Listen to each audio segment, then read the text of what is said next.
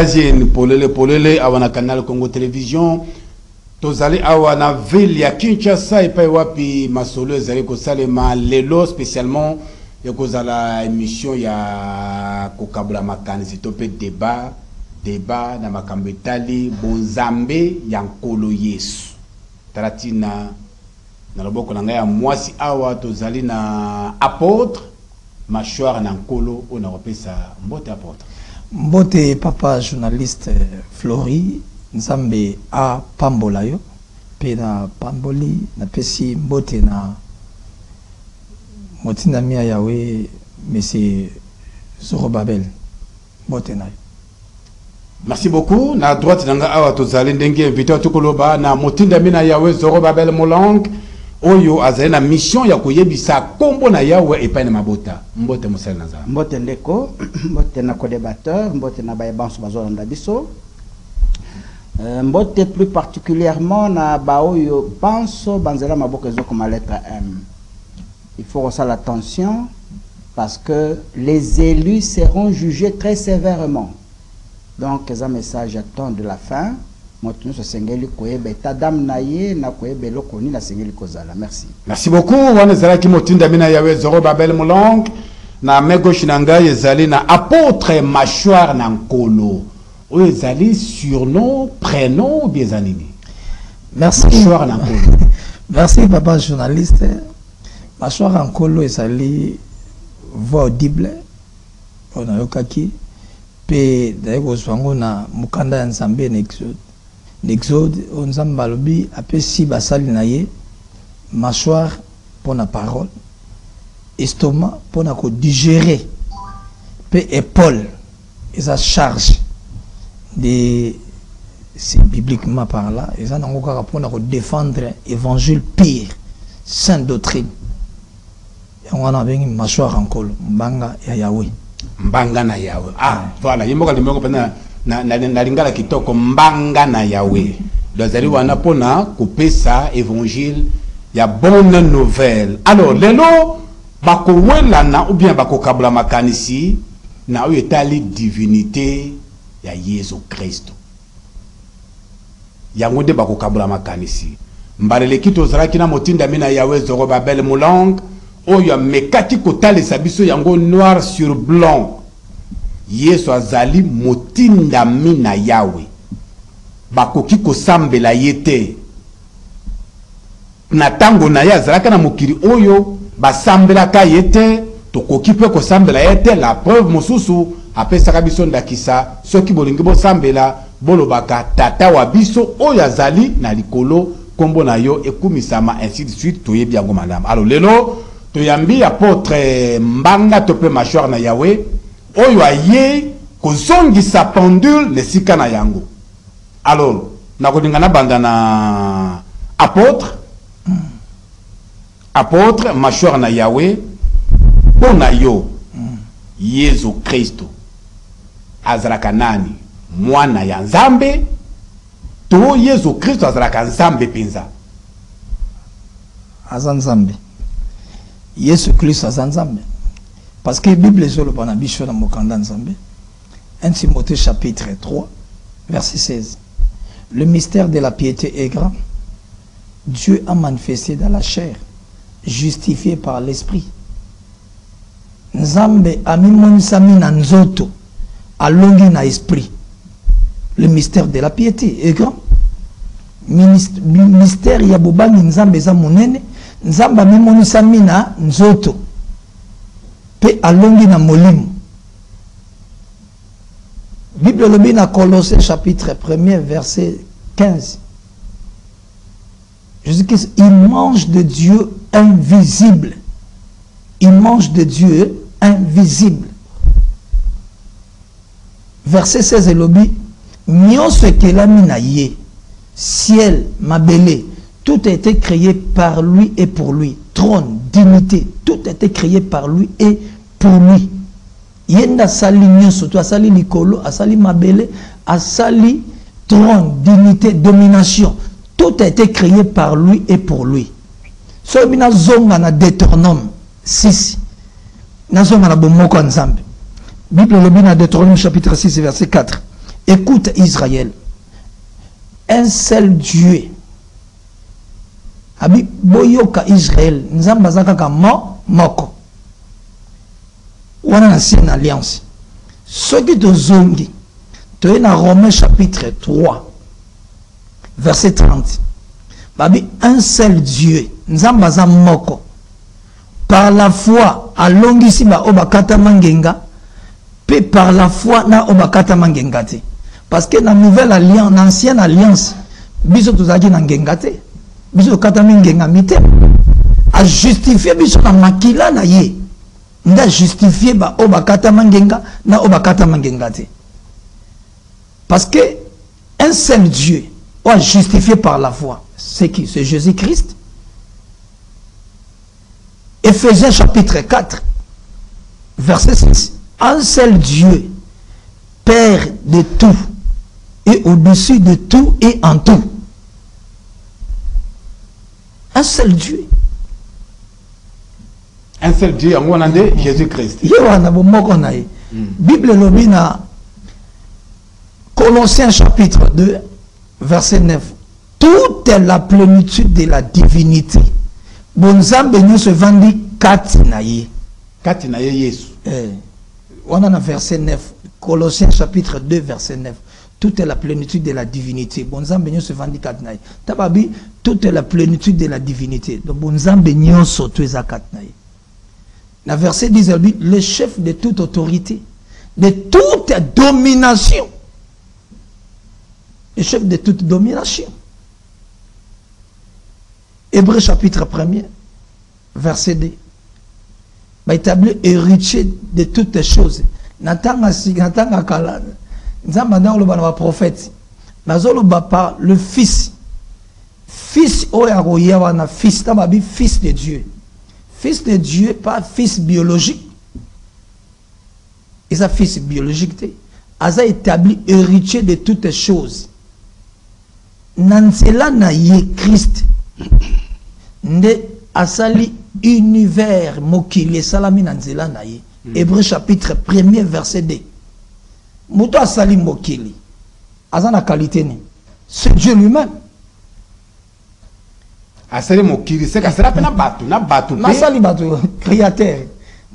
Jésus-Christ asala biso batu. Masali créateur. Obi Etienne na yego loba. Acte chapitre 7 verset 59. Etienne a dit, Seigneur Jésus, reçois mon âme. Moto zo molima bato abi yamba molimo nangai. Azana qualité ni. La qualité ni la yamba molima moto. So zanzambete. Parce que ba âme bato ke na pas ensemble. Ce qu'il dit, Seigneur Jésus, reçois mon âme. Acte chapitre 7 verset 59. Abi Seigneur Jésus, reçois mon âme. Vous avez bien aimé le Seigneur. Tant que dit que Yesu azanzambe. Parce que Ésaïe 9, verset 5. Babi, Dieu Tout-Puissant, Père éternel.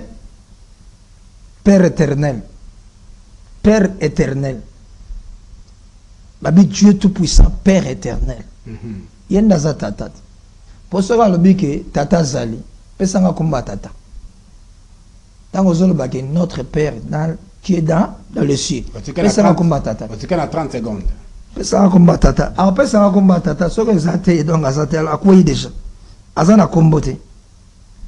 Aux hommes on a 1 Jean chapitre 5 verset 19 à 20. Le Fils est venu et donné l'intelligence pour connaître nous sommes dans la vérité. À celui que le Dieu véritable et la vie éternelle, c'est Jésus-Christ. Merci beaucoup. C'est lui qui est le Dieu véritable et la vie éternelle. 5 minutes koki, topesi malobana motinda mina yawe zoro babele mulang, oyoki co-débatteur na yo apôtre Machouar Yankolo.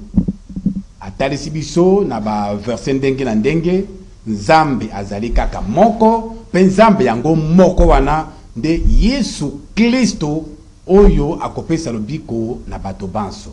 Répondre boni na makambo tukoloba. D'abord na remercier Yemingi na courage azui et puis ningine c'est que na maloba na moko oyo azoloba alobi nzambe akelaki biloko nyonso na nzela na Yesu wana maloba na ye te makombe atangi Hébreux chapitre 1er verset na comprendre le kambo azoloba et abakisi soki apesinga kombo ya nzambe te a échoué déjà. Je ne sais pas le Kambozawana. Comme ma père. Mais je n'ai pas de Aïeba. Pas aller apôtre.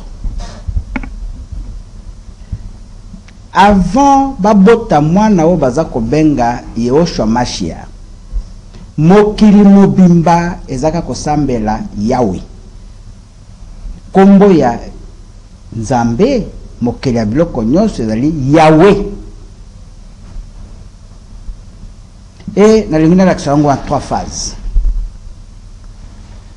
Kombo ya Yahweh eza kombo, seul kombo oyo moto ya mokili apesa yete. Kombo wana ye moko nda pesa yango kala. Soko tangi na Bible zango na maboko. Genèse chapitre 2 verset 4. Okokuta soit que la Bible falsifiée, okuta va commis éternel. Ce qui est sozaki nzambe. Oya kelaki yo nangai akeli mokili. Mbele basi ba remplacer kombo ya Jésus uta Genèse ti nasuka. Oza la seule personne oyo azokanisa que banganga nzambe église catholique bazalaki na balobaki makambo ya trinité bazaba zoba oza moto liboso oza kolakisa l'air Yesu ye moko l'air aseko ya zotina ba disciple que bo baptisé au nom du Père, du Fils et du Saint-Esprit azaki zoba et que pour nayo le commencement n'existe pas. Yahweh nde wana parce que le baki kombo ne yangwana yewana Jésus. Non, ezali erreur. Deuxième chose. Yebelo komoko nde konangai. L'air Yahweh akeli moto. Tangu yawazo kela moto, akelaki moto na lolenge na ye. Oh yazo kela moto ezali Yahweh, yewana Jésus-Christ dans le Nouveau Testament. Non, c'est faux. Dans le Nouveau Testament, so kamati Jean chapitre 1er, verset 1 à 5 par exemple, et pesi qui est Jésus. Balobi, au commencement était la parole. La parole était avec Dieu et la parole est aussi Dieu. Et toute chose a été créée par la parole. Y compris les hommes. Non, mais enfin, c'est comme ça que Batoumil Bazali toujours Babiloko. Ce côté moto Bazali est loko, ça moutouté. Moutozarana maillé l'esprit. Ce sont des choses. Moutozali chose té. Moutozali image visible Yanzambe. Il l'a dit, mais ne comprend pas. N'a qu'un malem à comprendre. Parce qu'il doit comprendre d'abord. Batrubi ya Yahweh ezalibo misatu. La puissance, c'est ce qu'on appelle chez l'homme, babengi yango parole. L'intelligence et la sagesse, c'est arabo misatu. L'air Yahweh abandi kokela mokili. Genèse lobi azokela lobi que la terre soit, la terre fut. Que les eaux se séparent, les eaux se séparèrent. Après Koloba, créons l'homme à notre image. Motobimate. Il faut comprendre. Fongola mato il est le problème. Motobimate. Lisez bien la Bible. Après, Ayeko Ebisa. aye kozwa limon ezali argile mabele asali ekeko tango asali ekeko asilisi atie yango souffle moto comme être vivant nde tozali awa tozali prototype ya Yahweh alobi créons l'homme à notre image. Donc tozali image visible ya Dieu invisible. Et ça Jésus de mon côté, c'est ça l'homme azali image visible ya Nzambe. Ça c'est le premier élément. Maintenant nous allons continuer dans le cambo ya kombo. 40 secondes. C'est Dieu qui dit à l'homme pesa bikela munyoso kombo. Motonda apesa ki angelus tel apesa Yahweh kombote. Yahweh ekokita pour la deuxième fois na Mont Sinaï. Aye apesi biso kombo na Moïse. Tango kombo bungi 10 secondes. Il y a 81. Yahweh ekozong selangai kombo kenge koyebisa bandeko na yo kombo na ngezali Yahweh.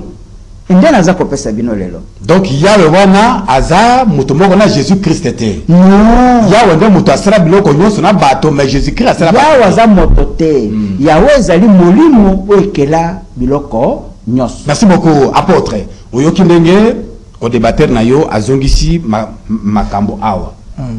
Oya sala bato ezali Yahweh mais Yesu te. Merci pour la parole, merci. Jean-Baptiste Egoloba dans Matthieu 3 verset 11. Abi nana ko batsa bino na mai pona mema bino na repentance. Mais oya ko yasimana naza dim pa meme ofungola sapato naye. Abatsa bino na molimo pe na moto. Ce que so muto abatsa bino na molimo. Aza na qualité ni. Mais est-ce que vous comprendre na répondre. Na bitika ngana zoloba na bi so ke muto ko batsa yo na molimo. Aye abita na batsa bino na mai pona na bino na repentance. Mais oya ko yasima na nga batsa bino na molimo pe na moto. Azana qualité ni. Répondre biso kasi sunga biso. Azana qualité Nzambe. Nzambe. Bible dit Dieu est esprit. Jean 4. Celui qui adore Dieu, Jean 4 24 23 24. Celui qui adore Dieu en esprit et en vérité. Parce que mouton en esprit à Christ était azayete. Romains 8 verset 9. Mouton en esprit à Christ était azayete. Parce que Christ c'est l'esprit. Jésus-Christ, Christ c'est l'esprit. Jésus c'est la chair. Christ c'est l'esprit. Esprit. Sunga biso moke. Tango zaki maloba ne bandeli olobaki Jésus-Christ nde mutasala univers. Na biloko nyonso na kati Hébreu chapitre 1er. Est-ce que na bato pe ye mutasala bango? Oui. Tango univers. Tango sali. Mais awa ba biso ke bato eza Yesu te eza Yahweh. Ngazo pesa malkomiti. Ya pesi ngazo pesa malkomiti. Hébreu chapitre 1er verset 2. Asali univers. Tant salut univers, tant on a dit créons l'homme. Asimba ya bien joué. C'est là dans la six parole. C'est là ça ka verset totangi parce que j'ai compris même ba verset be kotanga ngote. To ko lekisa ngonga pamba. Apesi verset na yewana totangi na makumba komini. C'est là où parce que nous azolo bezala zela. On a la Bible. Non, moi j'ai pas une Bible. Pesa la Bible, pesa la Bible. Tu n'es pas tout. Tu n'es pas tout gagné. Ça, c'est la Bible. C'est la Bible. Nous, ça, c'est le contraire. Tu es apôtre, malheureusement, pas naïo. Dans le Bible, la Bible, aux hommes, on a des obungisa. Tant que zoloba, muda zoloba, n'a tika galoba. Faut tika kangana sisa. Tant que péché parole te tika. Aux hommes, la Bible, tant que muda keli na Hébreu 1. Verset 2. Univers et que la mina nzela na ye. Parce que surtout univers, tant univers, tant le créons l'homme à notre image. C'est là. Créons l'homme à notre image. Et ça Jésus-Christ ou bien ça Yahweh. Dieu est esprit. Dieu est esprit, tu yebi. C'est quoi? Créons l'homme à notre image selon notre ressemblance. Ezraki nani? Jésus-Christ ou bien Ezraki Yahweh ndengem deko alobi awa. Bible le Bible. La langue Bible comment mis en français, comment mis en langue hébraïque, na grec. Na grec bengi Yoshua Mashiach. Donc Yoshua Mashiach na langue grecque. Na langue hébraïque, Yoshua Mashiach. Donc Yahweh Sali, sauveur. Il y a une langue hébraïque, c'est Yoshua Mashiach. Donc Yenda Zoloba créateur. Na français bengi Jésus-Christ. Na langue française bengi Jésus-Christ, le créateur de toutes choses. Yenda Sali sur la parole. 24 veillards. Na Apocalypse 4. Zela na makambo ya kosala biloko nyonso ndeko aza tout à fait d'accord na yo. Amakenga ngana bunga muke. Azondi make Yesu asala biloko nyonso mais batute mutute. Nazondi mayangote, nazoloba au commencement quand Zela de quoi sirisa comme ça aux amalons. Allez-y. Ozomona. Tango nabe mutu asali nyoso tu, asali Nicolas asali. Les Hébreux chapitre combien? What is Hébreu 1-2? Hébreu 1-2. Nalbai kolo liboso na Colossiens. Oh na toke ne moko moko. C'est ça quoi tikale na papa. Na tikala go parole lo. Na une minute oui. C'est là ngana lo bati. So ngana lo yoko solo bapang. Na tikala go lo bati. Na tikala go lo bati. 50 secondes papa. Na Colossiens chapitre 1er verset 16.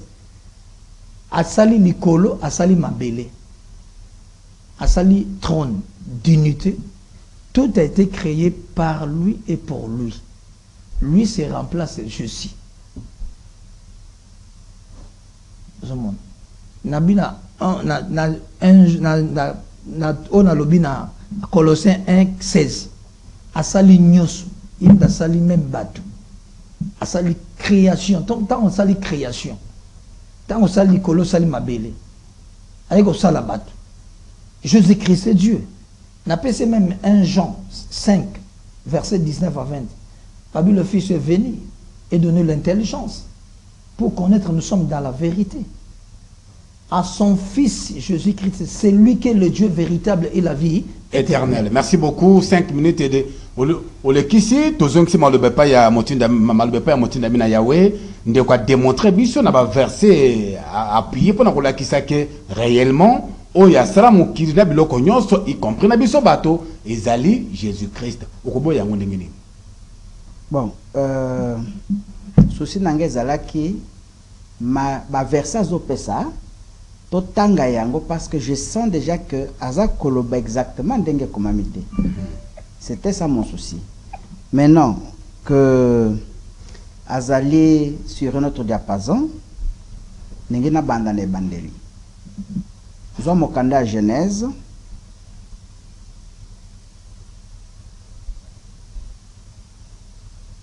Chapitre 1er. Token à verset 26 à 27.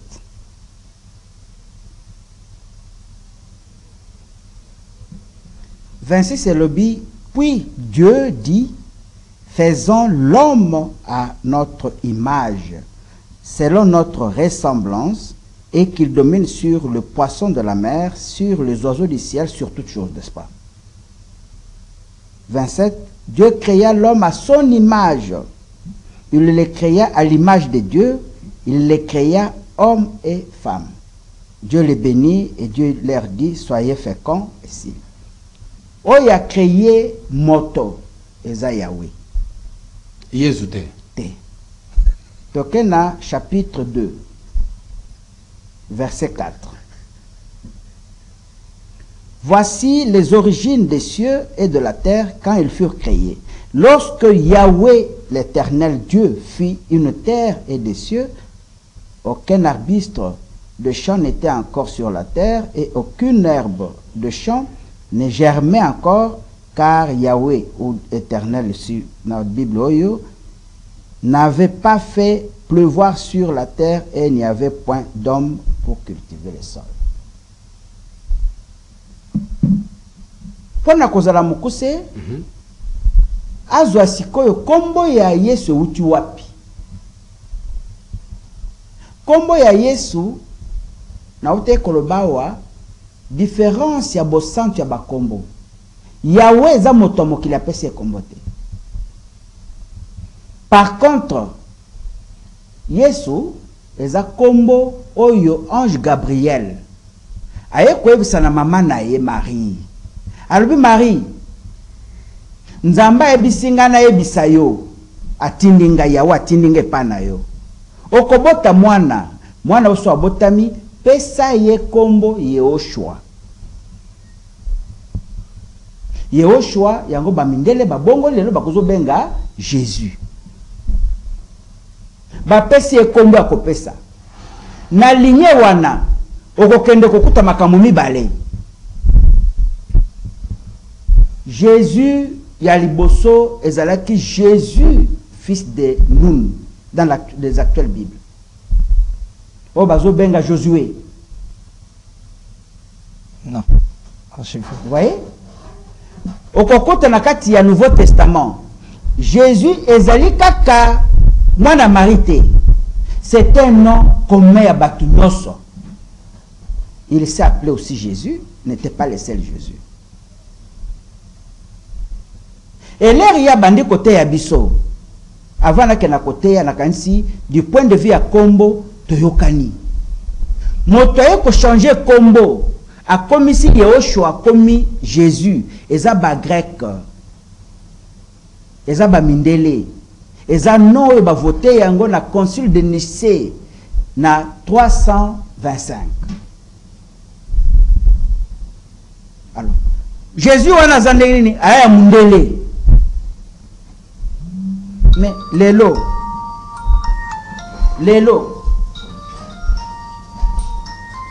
il y a un problème. L'air papa Zokoufa, babimisi vérité, Jésus et babakaki, azalaki ndeneni, motomwimdu descendait à tribu de Juda.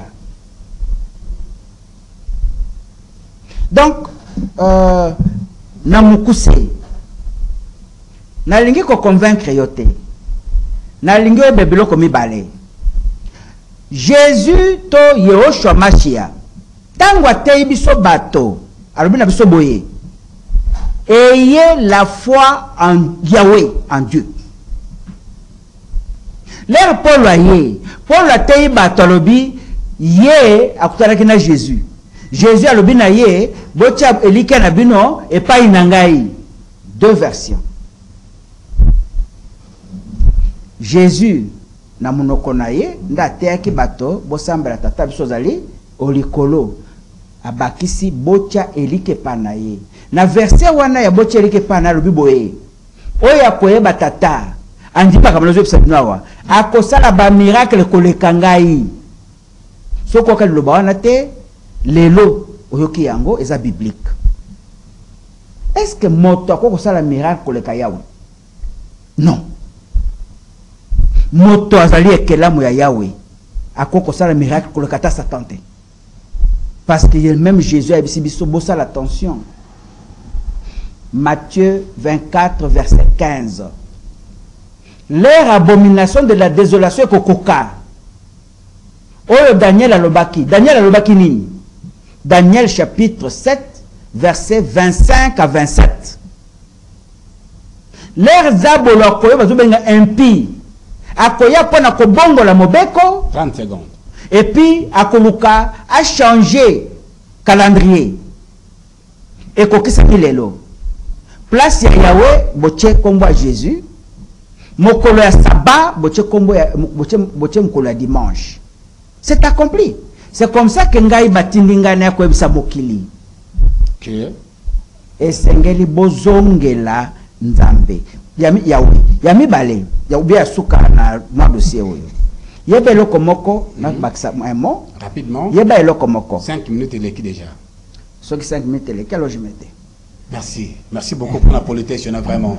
Alors, apôtre Oyoki, Malobaya, Motinda Mina Yahweh Ndenga Lobi. Pour répondre, Réni. Merci, papa journaliste, Flori Nzama Pambolayo. Tu as lobby et ça va hérésie. Et ça va hérésie, et ça va mailler les nez humains dans le lobby. Tant que lobby, notre père, à lobby le qu'on a tout naqué, n'a joué qu'un piège. Ce qu'on peut ça combat papa nan. Combat père en onan. Ngana loba. Oui, Père. assez moi répondre. Combien il y a papa yo chasenga to sambela ezanani. Eza Yahweh. Yahweh. Yahweh. Répondre. Kende kotanga ngona Jean chapitre 8 verset 54. Batuni yo tata na bino tata na yo tata wana nani. Alobi tata nanga weza bino bayuda bobengaka Nzambe. Nzambe bayuda zana. Zela. Merci beaucoup. Jean Alors. 14, verset 8. Philippe Atounine, montre-moi le Père. Na débat wana batu bazaki na kombo na difficulté. Abi Jean 14 verset 8. Philippe alobi montre-moi le Père. Jean 14 9 Yesu alobi ne banda kala nazalaka na yo. Okomotu na ngana ibisuna l'action sous tata. Après ces réponses, yenda za Père. Esaïe 9 verset Après 5. ça qui réponse nini? Après c'est babi banda kala nazalaka na yo awa. Otu nanga suna l'action tata. Jean 14 verset 9.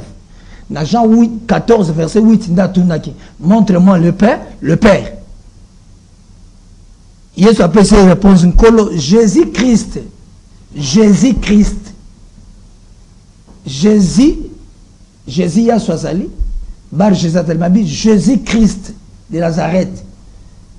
Hébreu 9, Hébreu 7 verset 14 abimina Juda. Abimina Juda. Nzamba abimina Juda. Na pesa qui on a vu le mystère de la piété est grand.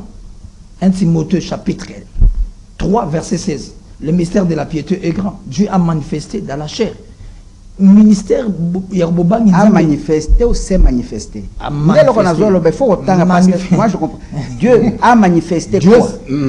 C'est manifesté. Il faut autant la Bible. Parce que déjà bloc azolo beza La correct. Bible. Après ça que Bible. Zela, autant que Dieu a manifesté ou Dieu s'est manifesté. Nabi a passé que Bible dans la Bible. Non. Nzambe Bible na lingala Nzambe amimonisi na lingala. Nzambe amimonisami na nzoto. Aza justifié na esprit. Donc Dieu. Ce qui donne à 2 Timothée 4 verset 1er. Bible dit je vous conjure devant Dieu et devant Jésus-Christ. Mais finalement, C'est comme si ça faisait papa c'est devant Dieu et devant Jésus-Christ. c'est comme ça. Je vous conjure devant Dieu et devant Jésus-Christ qui doit juger le vivant et le mort. Pour ça ça va vivant dans la mort, yosa maître avocat. Pour ça ça va vivant dans la mort, aux la qualité. C'est Dieu lui-même. Parce que jamais magistrat mon côté à mon kilo ressemble ça va mort dans ma vivant. Bon, justement. Azate. Azate. Je vous conjure devant Dieu et Jésus-Christ. Comment vous montez d'abord pour expliquer? C'est-à-dire, hein? Oui, Azol Bezali Paul. C'est ça? Papa, toute écriture est inspirée par Dieu. Toute écriture est inspirée par Dieu. 2 Timothée chapitre 4. C'est sa parole. Toute écriture est inspirée par Dieu lui-même. Toute écriture est inspirée par Dieu lui-même. Je vous conjure devant Dieu et devant Jésus-Christ. Jésus-Christ est mon go, bien ça. Paul Mutazoloba. Paul Mutazoloba. Inspiré par Dieu lui-même. Je vous conjure devant Dieu et devant Jésus-Christ que doit juger le vivant et le mort. Soyez moutard juger le vivant et le mort. Azana qualité. Azana qualité en Zambé. Azana qualité. Donc, Moutin Damina Yahweh, Olandi, apôtre Machua, Yankolonde Ndengalobi, loko la Yesu Christ ko sambisa na batu ya bomo na bakofi. Donc, Azali Zambi. D'abord, c'est un mensonge. C'est un mensonge. Oui, mais Paul Naboye Inaye, à cela qu'il manso pour détruire œuvre à Jésus. Nazo tanga passage moko. Paul wana alobi boye. Cela est bon. 1 Timothée chapitre 2 verset 3. Cela est bon et agréable devant Dieu notre Sauveur. Ça c'est apôtre Paul. Paul. Abenga avocat, abenga j'ai natanga. Avant oyeba bonzambe, il faut bana kotanga. Ce qui nous a fongolé intelligence, il ne doit pas venir à la télé embrouiller les gens. Paul a lobby, le sauveur, c'est Yahweh lui-même. Abakissi. Qui veut que tous les hommes soient sauvés et parviennent à la connaissance de la vérité. Car il y a un seul Dieu et aussi un seul médiateur entre Dieu et les hommes, Jésus-Christ homme, qui s'est donné lui-même en rançon pour tous. C'est là le témoignage rendu en son propre temps. Bando ki nyonso réuni ba defandaka maloba ya Philippe parce que balingi comme mami kumba na bangote. C'est soit nzambe te. Nzamba sambelaka te mon ami. Jésus priait beaucoup. Bon, ça c'est un élément. Pourquoi qu'on est dans ma cambo? Oh natangi oh lobinanga Paul. Paul a lobby. S'il vous plaît. Ça ressemble à Yahweh. Yahweh nani. Bon, moi je crois que père. Alors je vais te répondre cambo etali père. Jérémie chapitre 3 verset 19 le biboé. L'air mwana wana koya akobenga kanga jamais na kombo akobenga kanga père.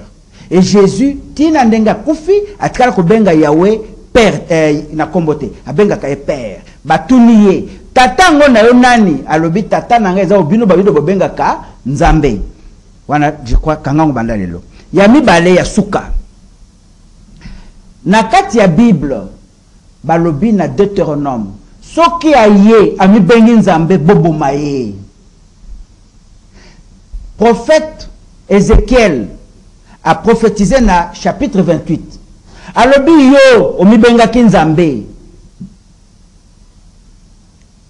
Nzamba zotu na yo. Bazobo mona bato na maboko na bambeli. Lobel suza nzambe. Oko kufa liwa ya bato. Nzamba kufaka te mwana nangai. Kokubungi sabato biloko zolo bate. Yahweh aleki Satan. Bozali kopesa que Satan immortel, Yahweh a kufa, yaka lokola mwana moto, babomiye. Non, c'est criminel. Et je pense que je ne prends plus la parole. Merci. Cette séance est terminée. Parce Merci. Que ça, c'est venir se moquer comme ça, bêtement, à Kombanzambe, c'est pas bien. Merci beaucoup. Apôtre, au répliquer, pour ceux qui se font, merci, papa journaliste. Nathalie Sakiebo Moko Nzambe. Tango Timothée, tango lobby que Paul a lobby, Jésus-Christ médiateur entre Dieu et les hommes. Pose à la médiateur na lolengeni. Comment médiateur? Pose à la sous Nzambe. Au même moment. Tango lobby médiateur wana. Tunaye médiateur entre Dieu et l'homme. Mais Bible lobby ni. Hébreux 9. Hébreux 9, verset 7. Aaron manda kota une fois dans le lieu très saint. Dans lieu très saint, lieu saint, dans lieu très saint. Azokota une fois dans sacrifice na ye. Il y a masumu na ye, na masumu à peuple. Mais Hébreux 9, verset 11. Le souverain sacrificateur a traversé le tabernacle le plus parfait. Aux la création haute. Tabernacle le plus parfait, c'est le ciel. Ciel, c'est la demeure de Dieu. Jésus-Christ avant le troisième ciel. Selon 2 Corinthiens chapitre 12, verset 3. Troisième ciel. Abina Hébreu, Abina Ésaïe 66, verset 1er. Le ciel est mon trône. La terre est marche-pied. Le ciel est un trône. C'est la demeure de Dieu. Avant le trône. C'est lui qui a été assis sur le trône. Apocalypse chapitre 21, verset 5. Babi, c'est lui qui a été assis sur le trône, a sali toutes choses nouvelles. Apocalypse chapitre 21, verset 7. ABC, babi, moto a kolonga. A kozala mwana ngai ngana kozala nzambe na ye. Donc Jésus-Christ est Dieu. Na l'accès bon moko nzambe na bani na Deutéronome chapitre 6, verset 4. Écoute Israël, l'Éternel est le seul Dieu. Na ye na Romains 3 verset 30. Verset le kebele. Verset le kebele. Si ko pona ko sukisa alandi na biso basimba nini. Yesu Kristo azali nzambe, oui ou non? Jésus-Christ est Dieu. 1 Jean chapitre 5, verset 19 à 20. C'est lui que le Dieu véritable et la vie éternelle, c'est Jésus. Merci beaucoup. Jean 3, verset 15 et lobby. Merci. Quiconque croit à lui a la vie éternelle. Merci beaucoup. Motin Damina Yahweh. Jésus-Christ. Nzambe, oui ou non? Jésus-Christ azali Dieu créateur ya mototé. Bonzambe za bonzambe tozanango. Yo zanzambe ya zanzambe ngana nzambe. Jésus-Christ d'abord est un concept occidental. Le salut ne viendra jamais de l'Occident. Bonzambe est un mboka oyo. Et na Africain nyoso kombo ya Yesu zate. Ezali Yoshua Mashia. Il est en train de il est dans la confusion. Donc, est-ce que Jésus azali Dieu créateur yamoto? Non. Est-ce que comme parole... Il y a le oui. Il y a le oui. Jésus-Christ, bonzambe zota wapi.